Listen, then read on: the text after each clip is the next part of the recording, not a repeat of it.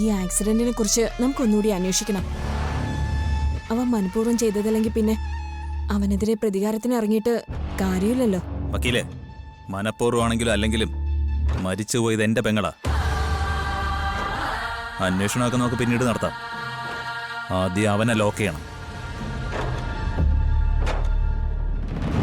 വക്കീലെ പറയുന്നത് പോലെ അവൻ അത്ര നിരപരാധിയാണെന്ന് എനിക്ക് തോന്നുന്നില്ല. എനിക്ക് സത്യം അറിഞ്ഞേ പറ്റൂ. മുമ്പ് 2 തവണ അവൾക്ക് നേരെ ഇതുപോലെയുള്ള വധശ്രമങ്ങൾ ഉണ്ടായിട്ടുണ്ട്. അതുകൊണ്ട് വക്കീൽ പറയുന്നത് വിശ്വസിക്കാൻ എനിക്ക് ബുദ്ധിമുട്ടുണ്ട്. എനിക്ക് സത്യം അറിഞ്ഞേ പറ്റൂ. തമ്പാനെ, എന്താണോ ആ CCTV വിഷ്വൽസ് കിട്ടിയോ? ഇല്ലണ്ണ, എനിക്ക് പിന്നെ അവിടെ പോകാൻ പറ്റിയില്ല.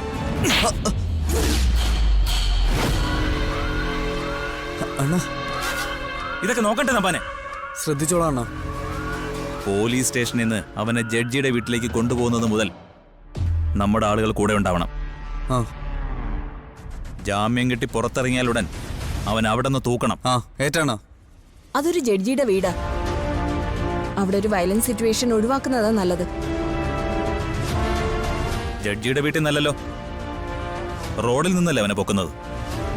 അവനെതിരെ ഒരു അറ്റാക്ക് പോലീസ് എന്തായാലും പ്രതീക്ഷിക്കും. ആ സിയയ്ക്ക് മധുവിനോട് അത്ര സുഖമല്ലെന്ന് അറിയാലോ. അയാളുടെ സൂക്കേട് ഞാൻ പിന്നീട് മാറ്റിക്കൊള്ളാം. തമ്പാനെ, അണ്ണാ,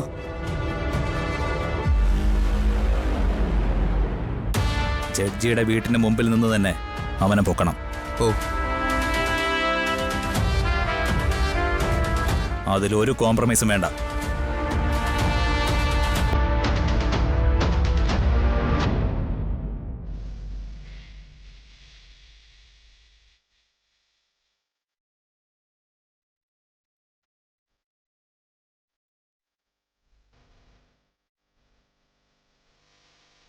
സോറി, ഞാൻ കുറച്ച് ലേറ്റായിപ്പോയി. സ്നേഹം ഉറങ്ങാൻ വൈകി. ആ, ചിലപ്പോൾ അവള് ഉറക്കത്തിൽ നിന്ന് പെട്ടെന്ന് ഉണരുകയും ചെയ്യും. അത് സാരമില്ല, നമുക്ക് പെട്ടെന്ന് പിരിയാം. എങ്ങനെയാ നാളത്തെ ധനുഷിന്റെ പ്ലാൻ? എല്ലാം തീരുമാനിച്ചുറപ്പിച്ചിട്ടുണ്ടല്ലോ അല്ലേ? ഒന്നും പേടിക്കണ്ട, എല്ലാത്തിനും ഞാൻ കൃത്യമായൊരു പ്ലാൻ തയ്യാറാക്കിയിട്ടുണ്ട്. ജാമ്യം കിട്ടിയാൽ ഉടൻ തന്നെ ഞാൻ അനുപേടനെയും കൊണ്ട് പോകും. അതിനുള്ള അറേഞ്ച്മെൻറ്റ്സ് ഒക്കെ ഞാൻ ചെയ്തിട്ടുണ്ട്. ജാമ്യം കിട്ടുന്നുള്ള കാര്യത്തിൽ വേറെ സംശയമൊന്നുമില്ലല്ലോ? ഇല്ല, ഉറപ്പായിട്ടും ജാമ്യം കിട്ടുമെന്ന് തന്നെയാ വക്കീൽ പറഞ്ഞത്. ഇക്കാര്യത്തില് ആ CI നമ്മളെ നല്ലതുപോലെ സഹായിക്കുന്നുണ്ട്. അതാ ആകെയുള്ള ആശ്വാസം. മധുവിന്റെ ആളുകളെ അങ്ങനെ കുറച്ച് കാണരുത്. അവരെ ഞാൻ ഒരിക്കലും കുറച്ച് കാണുന്നില്ല. പക്ഷേ നമ്മുടെ മുന്നിൽ ഒരൊറ്റ ലക്ഷ്യമേ ഉള്ളൂ, അനുപേട്ടനെ രക്ഷിക്കാം. അതിൽ കുറഞ്ഞ ഒന്നിനും നമ്മൾ തയ്യാറല്ല. അതുകൊണ്ട് തന്നെ നമ്മളിതിൽ വിജയിക്കും.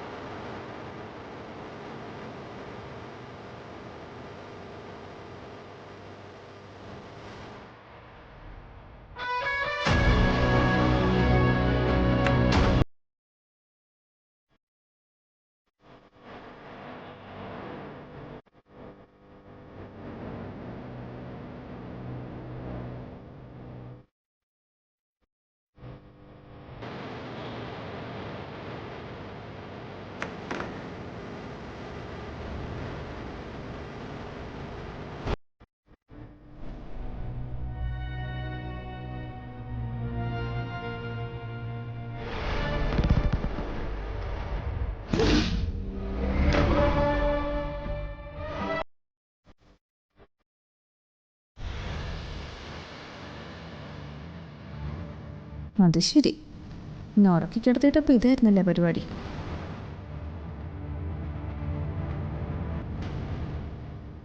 പറഞ്ഞത് കേൾക്കാതെ വീണ്ടും അവരുടെ കൂടെ ഇറങ്ങി പുറപ്പെടാനാ പ്ലാൻ. ശരിക്ക് കൊടുക്കാം.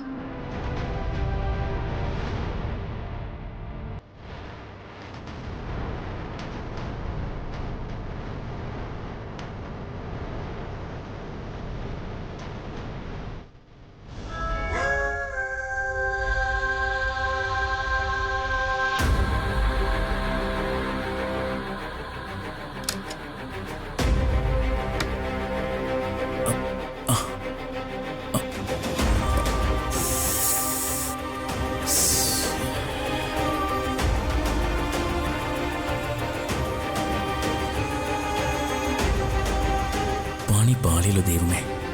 അപ്പൊ അവൾ ഉണർന്നിറങ്ങി വന്ന് എല്ലാം കണ്ടു കാണും. ഇപ്പൊ തുടങ്ങും അവള്. ഇന്നത്തെ കാര്യം അടിപൊളിയായി. ഇനിയിപ്പോൾ എന്ത് ചെയ്യും? എന്തായാലും നനഞ്ഞിറങ്ങി ഇനി കുളിച്ചു കയറാം.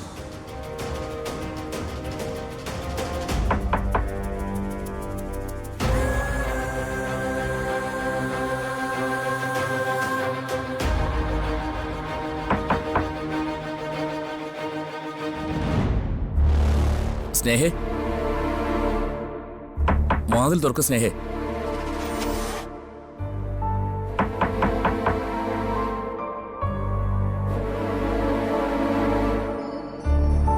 സ്നേഹ,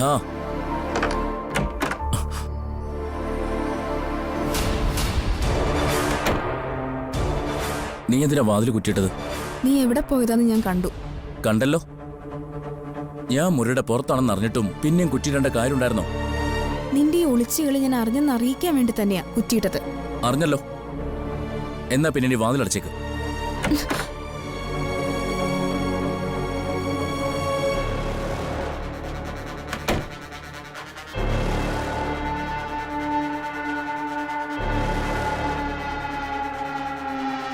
ഇത്രയൊക്കെ ഞാൻ പറഞ്ഞിട്ടും ധനുഷിനൊന്നും മനസ്സിലായില്ലേ? എന്തിനാ വെറുതെ വീണ്ടും വീണ്ടും ആവശ്യമില്ലാത്ത പ്രശ്നത്തിൽ പോയി ചാടുന്നേ? നിന്നോട് പറയാനുള്ളത് ഞാൻ നേരത്തെ പറഞ്ഞു കഴിഞ്ഞു. മര്യാദ കിടന്ന് ഉറങ്ങാൻ നോക്ക്.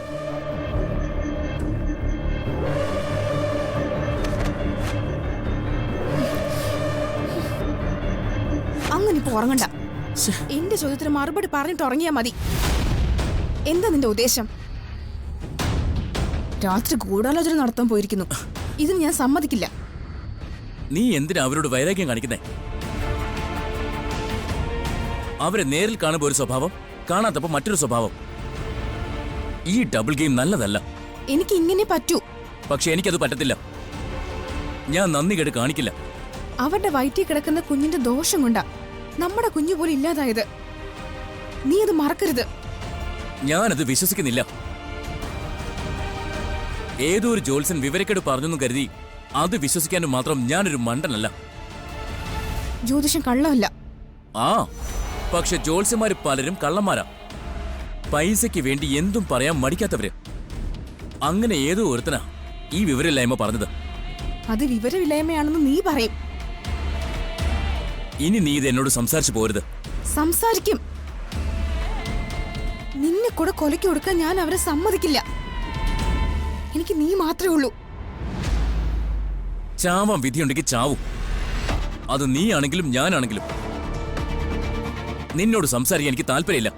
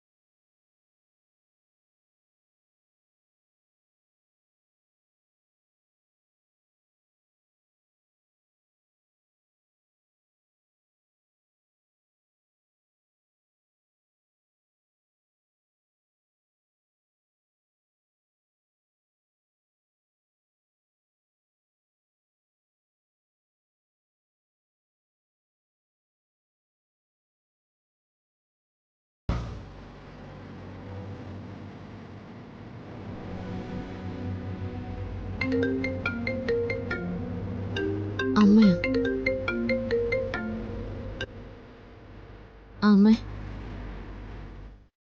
മോളെ, അനൂപിന് ഇന്ന് ജാമ്യം കിട്ടില്ലേ?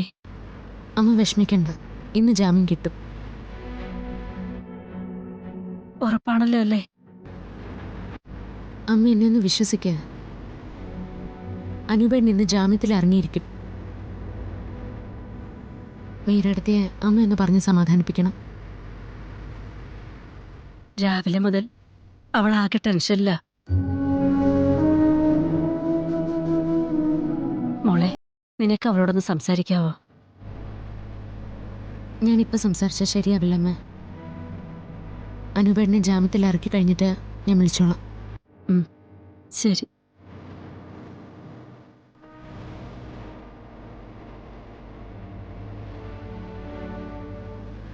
എല്ലാം നമ്മൾ പ്ലാൻ ചെയ്ത പോലെ തന്നെ നടന്നാൽ മതിയായിരുന്നു. നടക്കൂടോ, താൻ ധൈര്യമായിട്ടിരിക്കേ. മീരെ, നീ ധൈര്യമായിട്ടിരിക്കും മോളെ. അവരിന്ന് അനൂപിനെ ജാമ്യത്തിലിറക്കും. ഇല്ലെങ്കിൽ എന്ത് ചെയ്യണമെന്ന് എനിക്കറിയാം.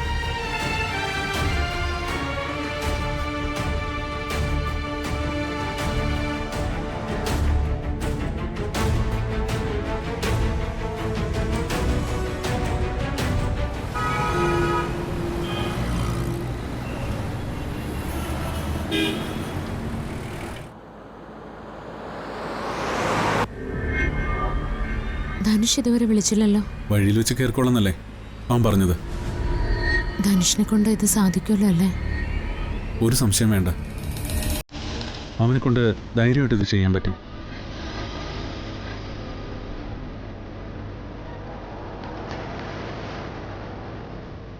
ധനുഷ് നിൽക്കുന്നു. ആ,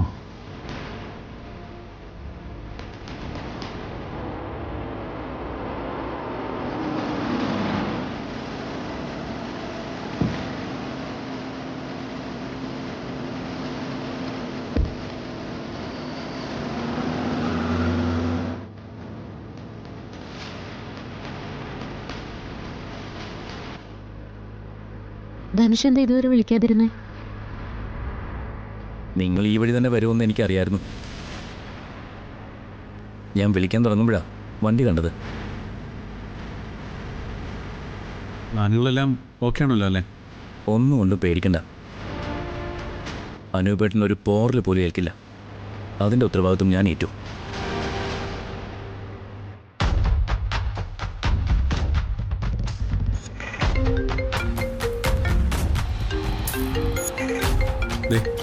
CI സാർ വിളിക്കുന്നു. ലൗഡ് സ്പീക്കർ ഇട്.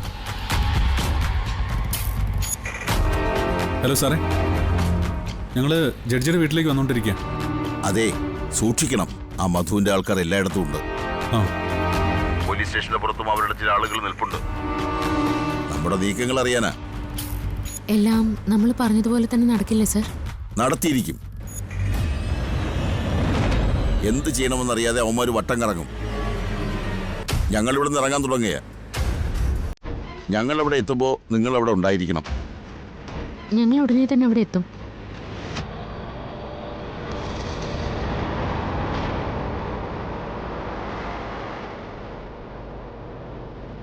സ്നേഹയോട് എന്തു പറഞ്ഞു? 2 ദിവസത്തേക്കൊരു ടൂറിന് പോകുന്ന കാര്യം ഞാൻ നേരത്തെ പറഞ്ഞിരുന്നു. അങ്ങനെ പറഞ്ഞ് രക്ഷപ്പെട്ടു. മറ്റൊരു വഴിയില്ലാഞ്ഞിട്ടാ. ഇല്ലെങ്കിൽ ഒരു കാരണവശാലും ധനുഷിനെ ഞങ്ങൾ ബുദ്ധിമുട്ടിക്കില്ലായിരുന്നു. ഈ പദ്ധതിയിൽ നിന്ന് നിങ്ങൾ എന്നെ ഒഴിവാക്കിയിരുന്നെങ്കിൽ അതെനിക്ക് സങ്കടമായേനെ. ഞാൻ എല്ലാം അറേഞ്ച് ചെയ്തിട്ടുണ്ട്. സ്ഥലം സുരക്ഷിതമാണല്ലോ അല്ലേ? കുറച്ചു ദിവസം ഒളിവിൽ താമസിക്കാൻ ഇത്രയും സേഫായൊരു സ്ഥലം വേറെയില്ല. ആ മധുവുമായിട്ട് ഒരു സെറ്റിൽമെൻറ്റിലെത്താൻ എത്ര ദിവസം വേണ്ടി വരും? 2-3 ദിവസം. അതിനകം ആ വക്കീലിൻ്റെ കാല് പിടിച്ചിട്ടായാലും ഞങ്ങൾ ഇതൊരു സെറ്റിൽമെൻറ്റിലെത്തിക്കും. ആദ്യം ഉറപ്പുവരുത്തേണ്ടത് അനൂപേട്ടൻ്റെ സുരക്ഷിതത്വമാണ്. അത് കഴിഞ്ഞ് മാത്രമേ അനൂപേട്ടനെയും കൊണ്ട് എനിക്ക് പുറത്തു വരാൻ പറ്റൂ. ധനുഷ് പേടിക്കണ്ട, സമയമാകുമ്പോൾ എല്ലാം നടക്കും.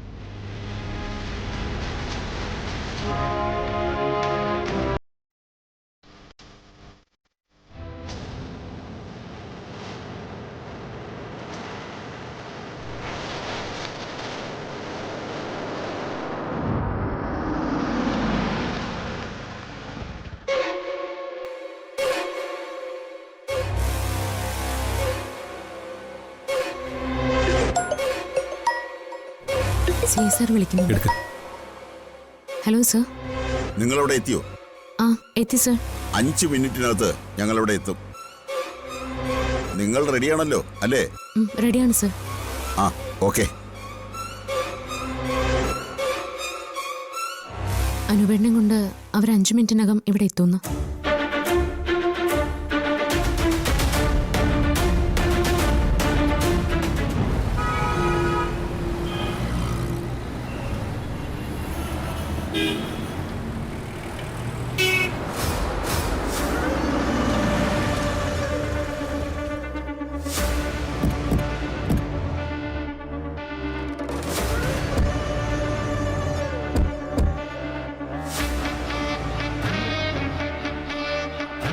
അത് മധുവിൻ്റെ ആൾക്കാരാണെന്ന് തോന്നുന്നു.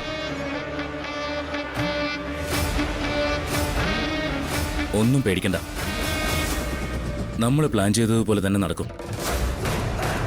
ഇവിടെ വെച്ച് ഡയറക്റ്റായ ഒരു ഏറ്റുമുട്ടൽ പാടില്ല. അങ്ങനെ വന്നാൽ പോലീസിന് ഇടപെടേണ്ടി വരും.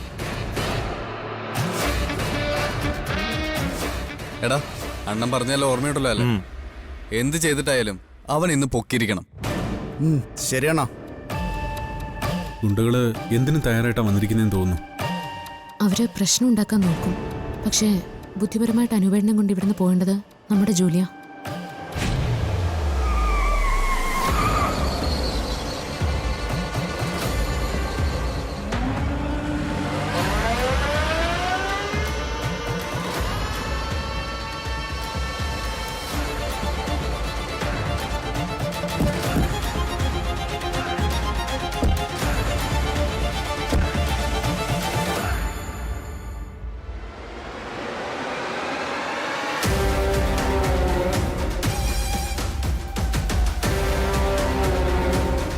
അതെ, നമ്മളെ കൂടാതെ അണ്ണനെ വേറെ ഏതോ ടീമിനെ ഇറക്കിയിട്ടുണ്ട് കേട്ടോ. ഛേ, അത് മോശമായിപ്പോയി. നമ്മളെ വിശ്വാസമില്ലാത്ത പോലെ.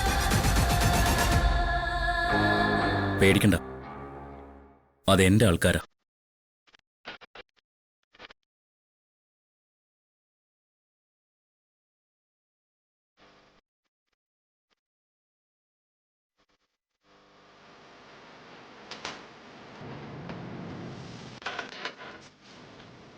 അവർ നമ്മുടെ ആളാണെന്ന് എനിക്ക് തോന്നുന്നില്ല. കറക്റ്റ്, എനിക്കും അങ്ങനെ തോന്നി. ഇത് ചിലപ്പോ അവരുടെ ആളുകളായിരിക്കും. സൂക്ഷിക്കണം.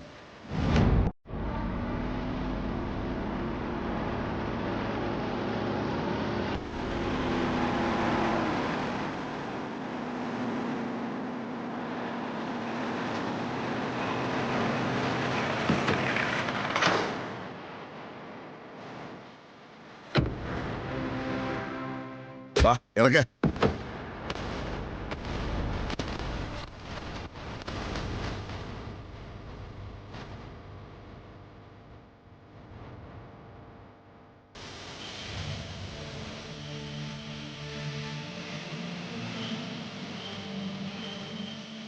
എടാ, 2 പേരുണ്ടല്ലോ.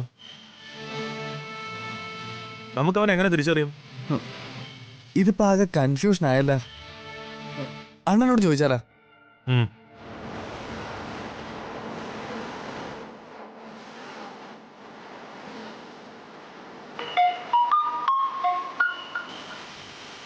ആ എന്തായി?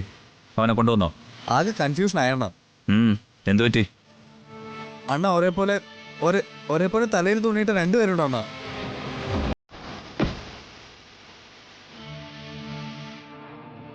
ദേവരകത്തേക്ക് ഇപ്പോ കൊണ്ടുപോകണ. അത് ശരി. അപ്പൊ പോലീസുകാരൻ ഡ്രാമ കളിക്കുക. അവര് കളിക്കട്ടെ. പക്ഷെ ജാമ്യം കിട്ടി പുറത്തിറങ്ങി വരുമ്പോ അവനെ വിട്ടുകളയരുത്. അണ്ണാ, അപ്പോഴും തല മൂടിയിട്ടുണ്ടെങ്കിലോ എങ്ങനെ തിരിച്ചറിയും? അണ്ണാ, 2 പേരെ അങ്ങ് പൊക്കട്ടെ അണ്ണാ. എന്ത് ചെയ്തിട്ടായാലും വേണ്ടില്ല, എനിക്ക് അവനെ ഇവിടെ കിട്ടണം. അവനെ കൈവിട്ട് കളഞ്ഞിട്ട് ഒറ്റ എണ്ണം തിരികെ ഇങ്ങോട്ട് വന്നേക്കരുത്. മനസ്സിലായോ? ശരി അണ്ണാ. അണ്ണൻ കട്ട് ചെയ്ത്. ഡേയ്, ഒരു കാര്യം ഓർത്തോ, ഇവനില്ലാതെ നമ്മൾ അങ്ങോട്ട് ചെന്നാ അണ്ണ നമ്മളെ വെച്ചേക്കുന്നില്ല. മിക്കവാറും 2 പേരെയും നമ്മൾ പൊക്കേണ്ടി വരും.